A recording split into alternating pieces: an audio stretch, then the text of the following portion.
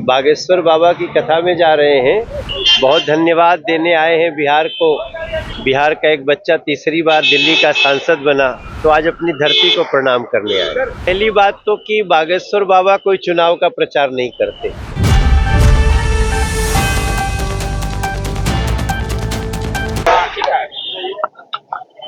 हम आज बागेश्वर बाबा की कथा में जा रहे हैं गोपालगंज।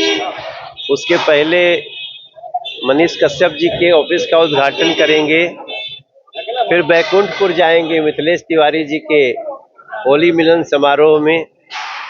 यही बहाने बिहार घूमतनी। बहुत धन्यवाद देने आए हैं बिहार को कि दिल्ली में सरकार बन गई, उसमें बिहार का बहुत बड़ा योगदान है।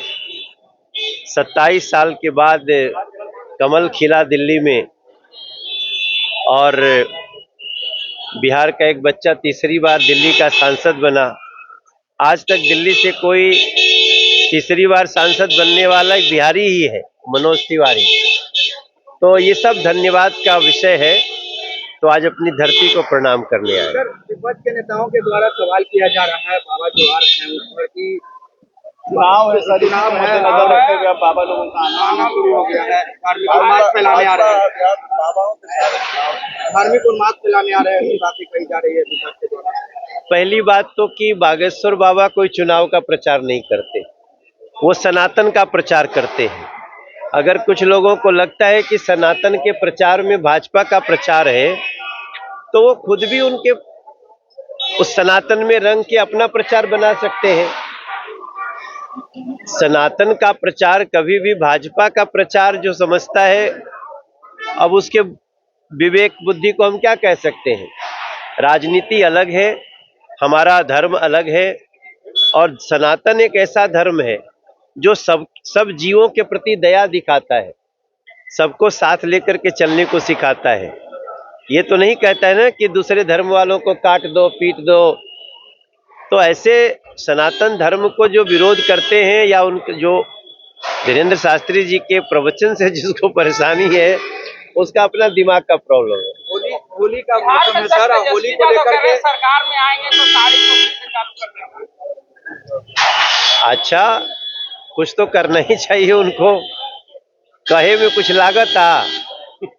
ये देश में एगो पार्टी भी बीजेपी, ओकर नेता के 56 इंच के सीना बा और बाकी लोग के 56 इंच के जीभ बा। तो जेकर 56 इंच के जीभ बाटे, जवन मन करे बोले, के रोक ले बा।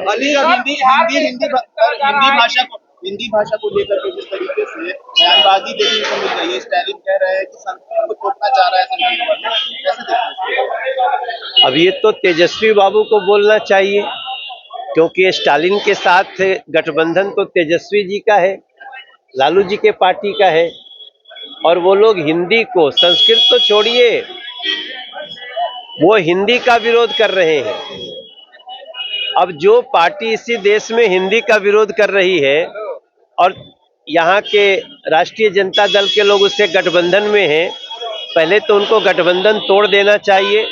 हम इसकी बहुत निंदा करते हैं, और हम एक दिन आपको दिखाएंगे कि इस देश में दक्षिण से लेकर उत्तर तक स्थानीय भाषा का सम्मान पहला, लेकिन स्थानीय भाषा के बाद अंग्रेजी नहीं होनी चाहिए, वहां हिंदी होनी चाहिए।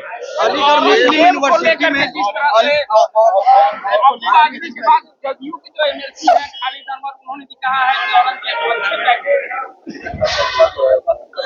देखिए, इस देश में बहस चल पड़ी है।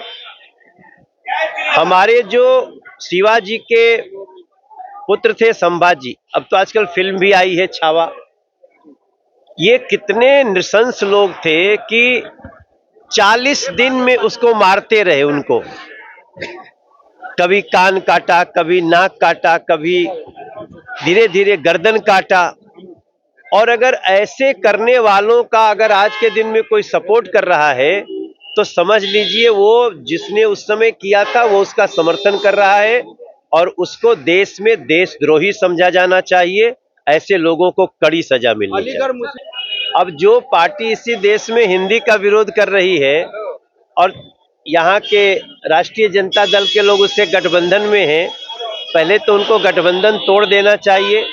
हम इसकी बहुत निंदा करते हैं और हम एक दिन आपको दिखाएंगे कि इस देश में दक्षिण से लेकर उत्तर तक स्थानीय भाषा का सम्मान पहला, लेकिन स्थानीय भाषा के बाद अंग्रेजी नहीं होनी चाहिए, वहां हिंदी होनी चाहिए। अलीगढ़ मुस्लिम यूनिवर्सिटी में जिस तरह से अब्दुल आजीज के बाद जदयू की जो एमएलसी है खालिद अहमद, उन्होंने भी कहा है कि औरंगजेब अच्छे। देखिए, इस देश में बहस चल पड़ी है।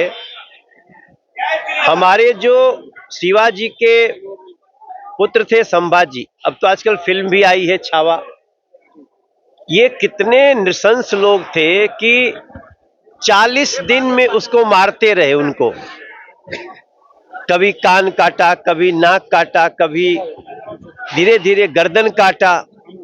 और अगर ऐसे करने वालों का अगर आज के दिन में कोई सपोर्ट कर रहा है तो समझ लीजिए वो जिसने उस समय किया था वो उसका समर्थन कर रहा है और उसको देश में देशद्रोही समझा जाना चाहिए।